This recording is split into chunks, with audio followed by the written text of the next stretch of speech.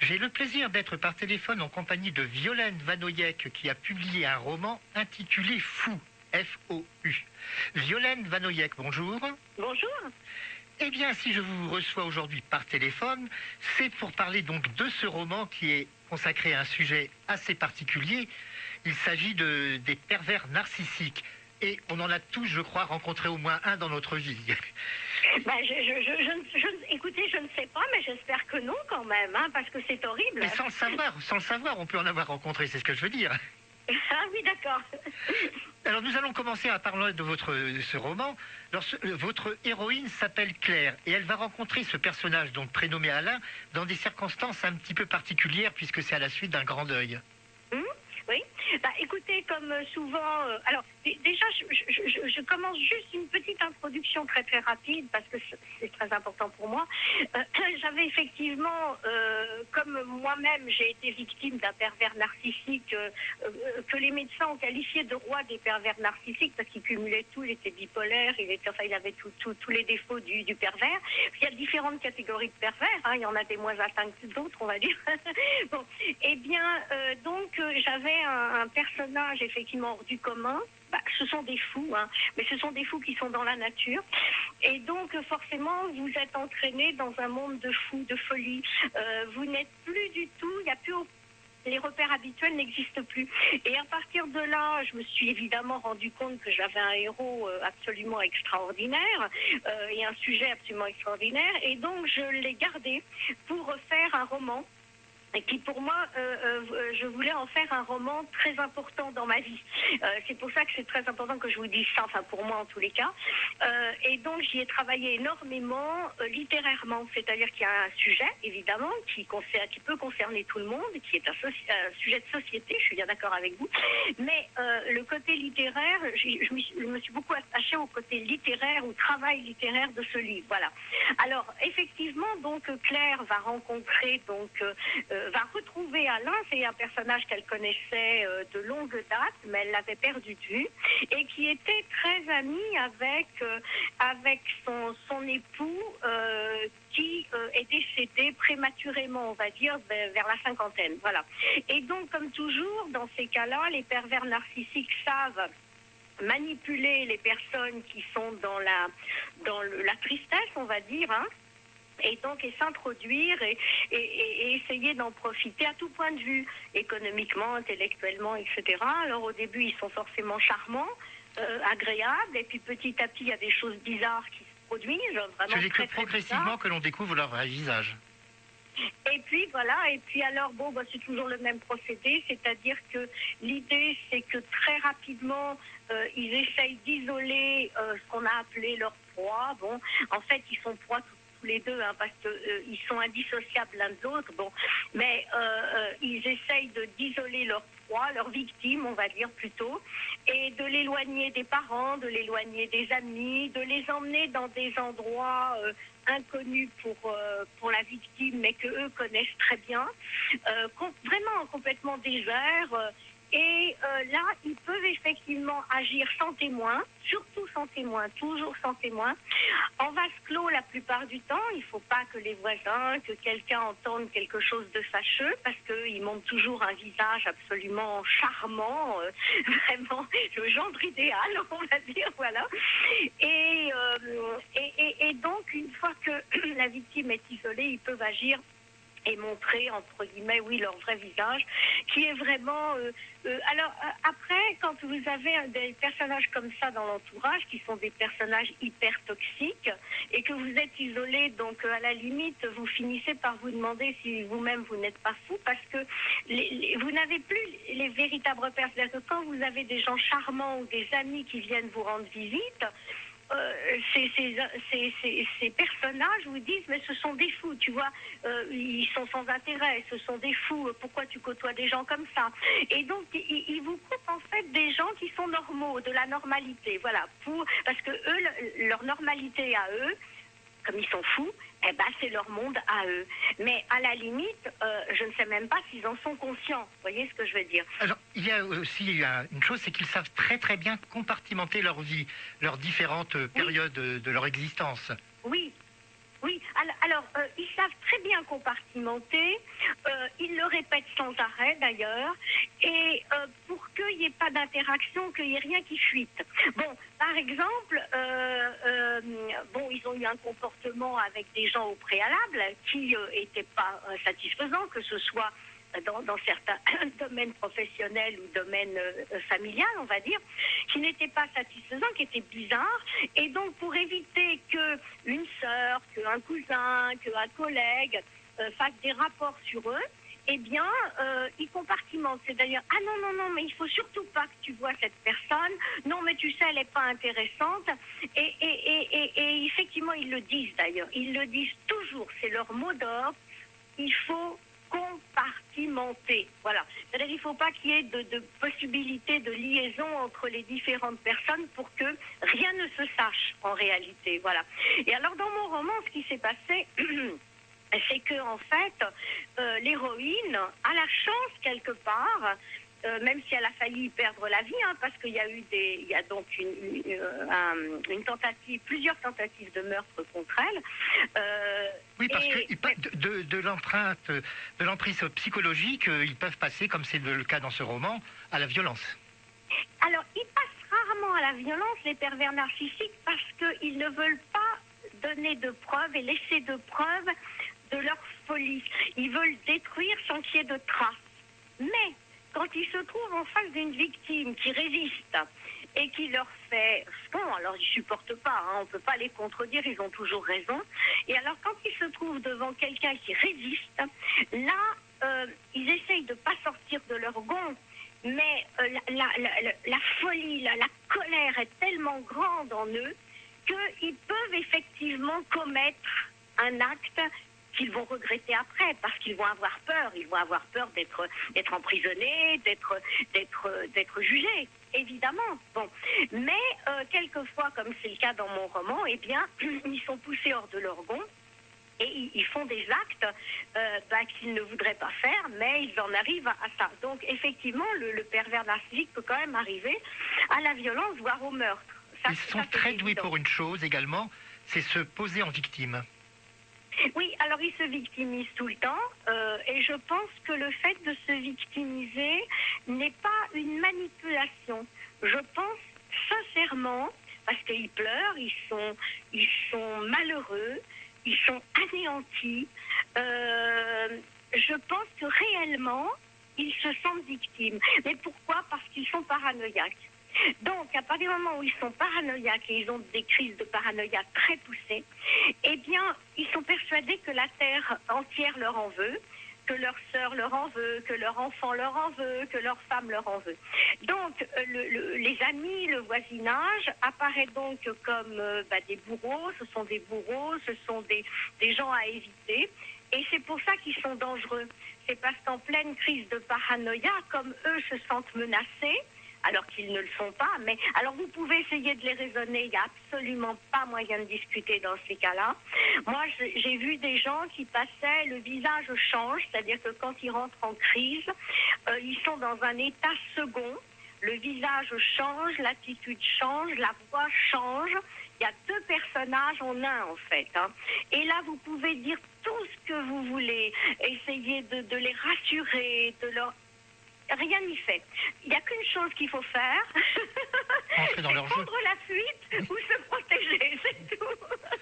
Dans le cas de votre roman, en plus, c'est un personnage qui est un éternel perdant. Il est incapable de travailler, incapable de monter un dossier, puisque elle, qui est une intellectuelle, va l'aider dans ses... Lui, bon, il se dit entraîneur sportif de haut niveau, ce qu'il n'a jamais été.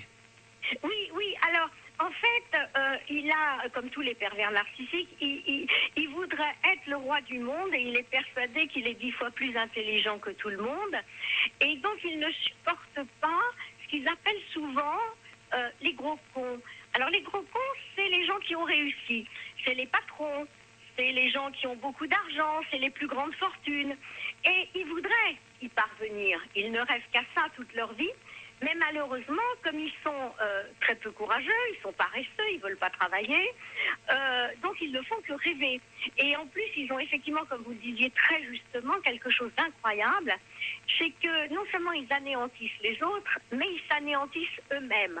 Donc quand ils sont sur le point d'aboutir et qu'ils peuvent signer un contrat intéressant ou avoir une activité intéressante, eh bien ils vont faire tout pour la couler, en fait. Voilà.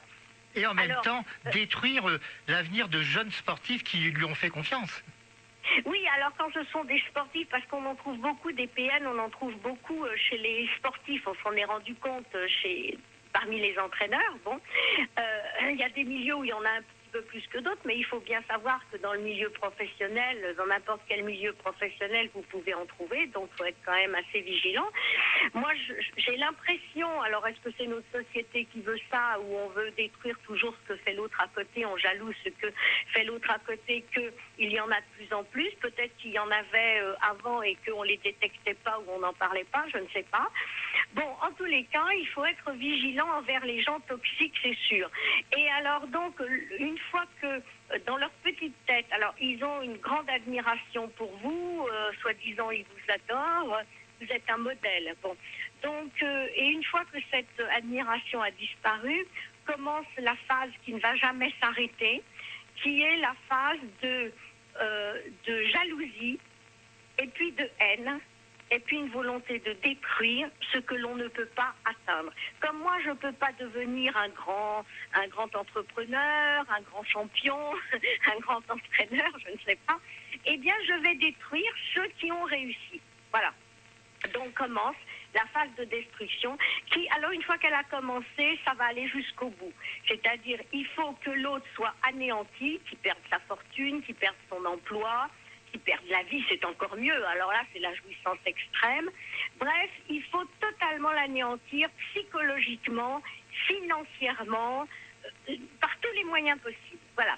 Et là, cette phase de destruction, c'est terrible parce qu'en fait, il faut vraiment y échapper. Et si vous cherchez à lutter, ou si vous cherchez à remettre le PN dans le droit chemin, et dans un chemin que vous estimez normal, eh bien, de toute façon, il n'ira pas. Il n'ira pas. Ils ont une certaine force tout de même, c'est de réussir à mettre d'autres personnes dans leur poche. Là, c'est le cas, par exemple, avec la police et la justice. Il va, alors que c'est elle qui est la victime, il va, lui, considérer que c'est lui qui est la victime. Ils sont très forts.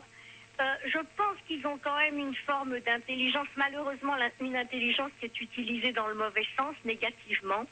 Je les pense intelligents, je les pense très forts psychologiquement pour pouvoir manipuler les gens. Ils observent énormément autrui, énormément autour d'eux.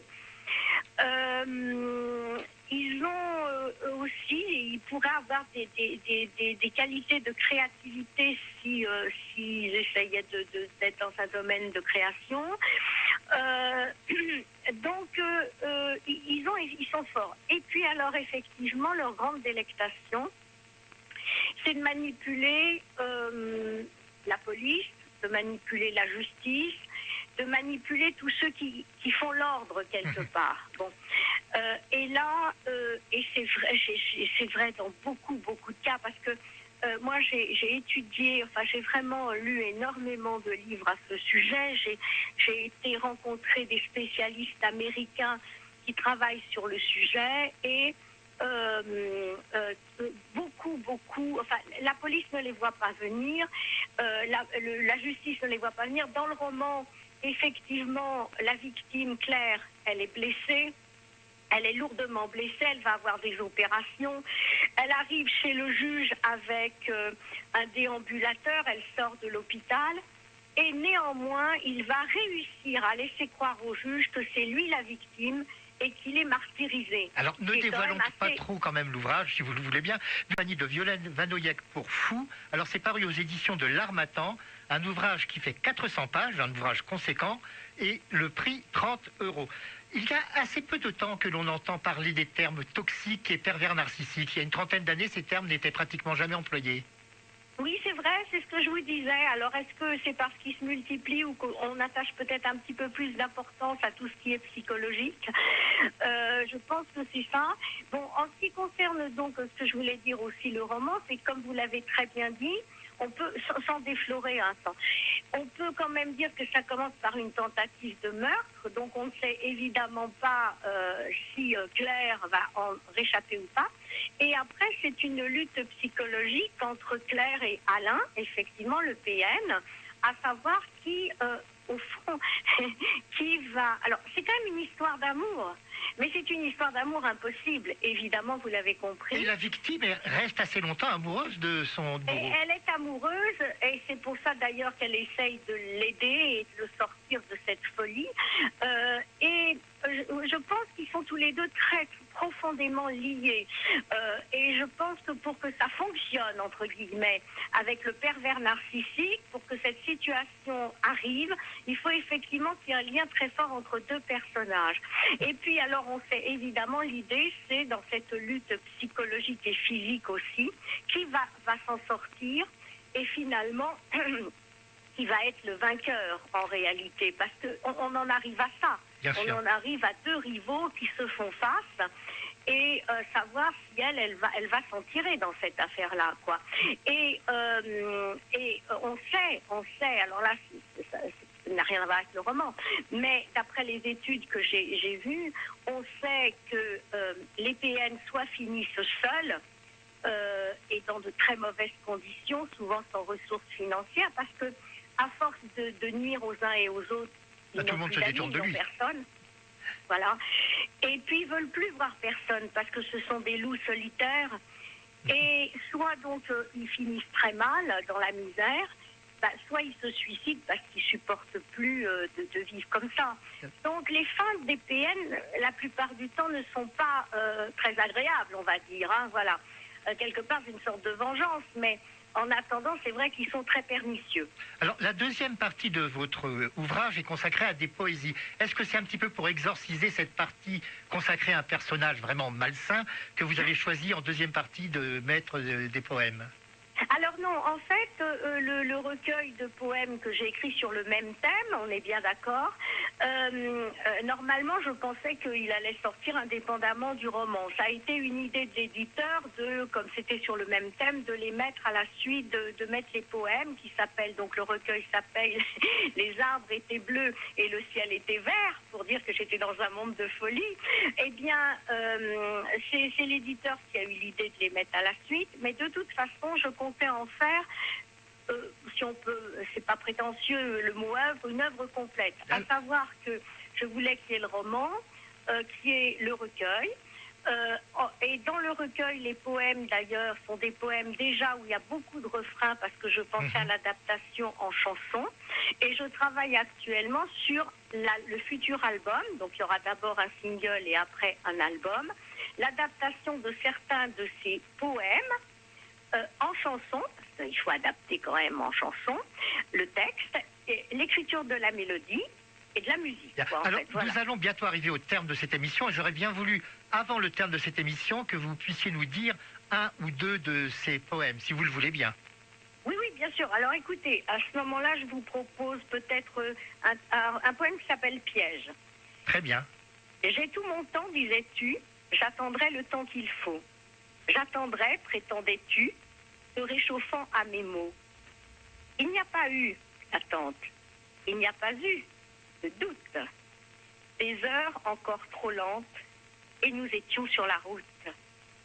Je n'ai pas cru un instant, tu m'as pris chaque seconde pour me dire, mais est-ce qu'il ment? Nuit, soir et jour ta faconde. J'ai tout mon temps, disais-tu, j'attendrai le temps qu'il faut. J'attendrai, prétendais-tu, te réchauffant à mes mots. Tu ne m'as pas laissé le temps, j'étais prise dans ta bulle, entraînée par l'ouragan, comme un fan que l'on accule. Et le piège s'est refermé, quand je pouvais encore m'échapper. Et le piège s'est refermé. J'étais déjà enfermée, et je vivais pourtant en liberté. J'ai tout mon temps, disais-tu, j'attendrai le temps qu'il faut, j'attendrai, prétendais-tu, te réchauffant à mes mots. Ta voix se voulait mielleuse, les sons en étaient trop doux. Ta bouche toujours radieuse et tes rires toujours trop fous. Une gaieté majuscule, un amour avant danger, où tout à coup l'on bascule et je n'ai pas vu le danger. J'ai tout mon temps, disais-tu.